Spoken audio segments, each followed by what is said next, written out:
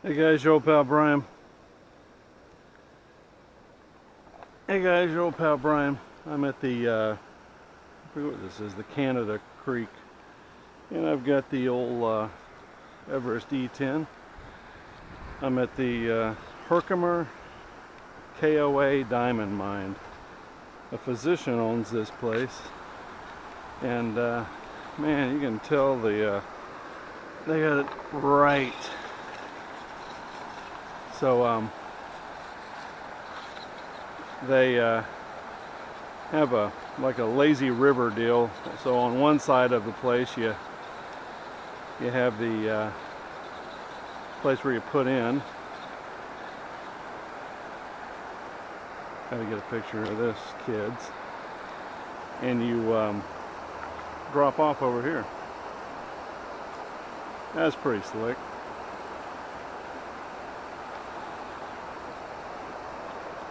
So that's the Everest E-10 on the, what is it, West Canada Creek or something like that. Really nice. Today's my last day. We were here for big rocks. 3 days, and then we're heading due west by about 224 miles tomorrow. And we'll be in a place called Grand Island, New York. Doing our due diligence over there near Niagara. I will not be bringing the E-10 to Niagara, I don't believe. So fun stuff. Just got off the scenic train ride. And what a glorious time that was. And really had a nice stay here. Probably the worst part about coming to these places is getting your shit in a pile when it comes to getting a flat camping spot. God almighty, what a hassle. I mean, it's hard on my equipment.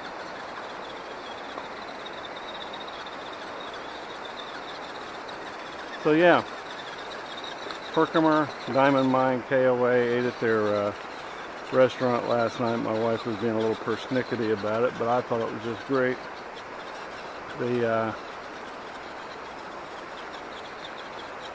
prime rib was frankly amazing. Absolutely amazing. So yeah, Herkimer Diamond Mine in Herkimer, New York. I think I might have to try. I don't know if I can get out. I don't want to get my damn shoes wet. Maybe we'll do a smaller rock. Yeah, I think we will. Let me get another picture. So pleased to hear Dale's doing all right in South Carolina. The hurricane has gone through and been a pain in the ass, and man, oh man, folks have had a hard way to go. It turned out to be a non-starter wind-wise, but the rain and the flooding is just awful. It's beyond me. I can't, frankly, I can't even imagine.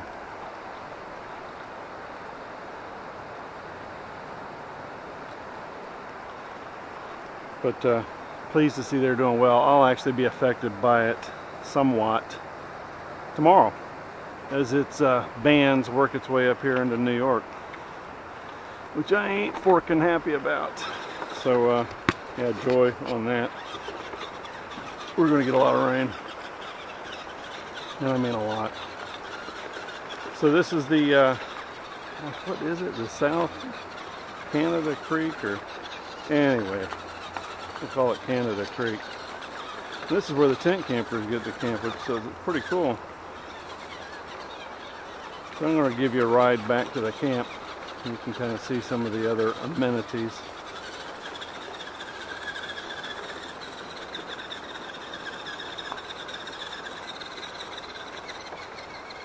So yeah, enjoying myself so far quite thoroughly. There again, probably the worst part about this is getting a decent friggin' campsite. My RV is a Park Princess. That must be the doctor's house. And it likes things flat. I've only got about 6 inches of play between the bed of my truck and my RV.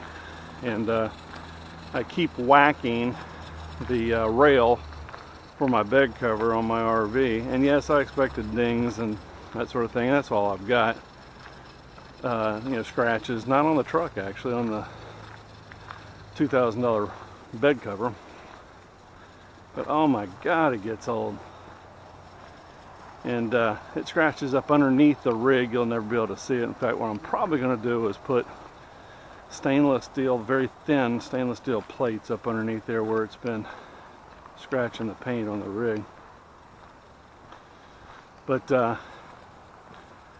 other than that, wife and I are getting along great. The dog is doing real well.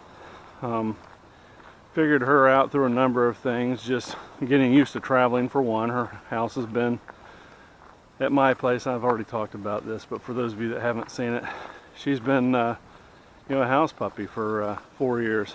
And you know, with a few exceptions of taking her hither, dither, and yon, there's the rest of the camp. They use solar.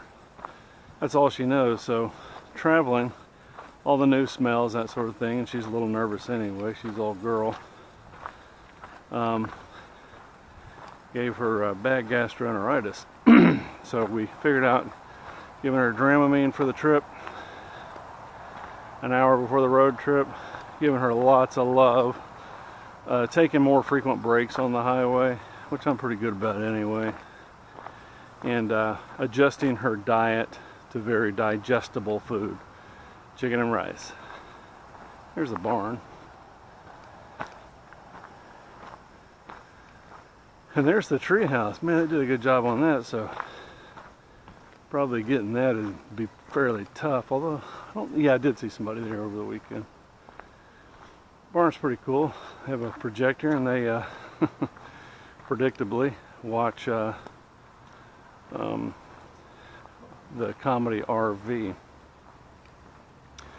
Finally ended up getting a nice flat spot over here. I had to cut down one of their little cedar trees. The groundskeeper gave me the go-ahead, Logan, to get my slide out. End up having to trim some trees up top too to get it in. But real easy, right up front, no neighbors on this side. Don't mind it being up front. It's kind of neat watching people come and go. Real well behaved campground. People are real well behaved with their dogs. Talked to a lot of people here. I say a lot of people, a few people here, and they were really nice. KOA has like a campers appreciation weekend, and what they did was if you hold one of their cards, you get, I think you stay Friday through Sunday, you get one night free. So this place was packed with folks, to be sure. So yeah, and wife's done a great job making arrangements for her some places. Like I said, probably the worst thing is my own behavior. You know, when I get into a place and I don't believe that I need to be in that spot, I need to just say no and make other arrangements. The girl or the guy behind the counter has no idea what's going on. They really don't.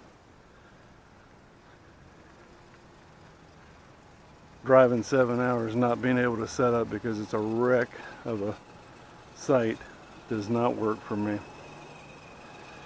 The wifey's in there making a roast, and that was the trip down to the creek.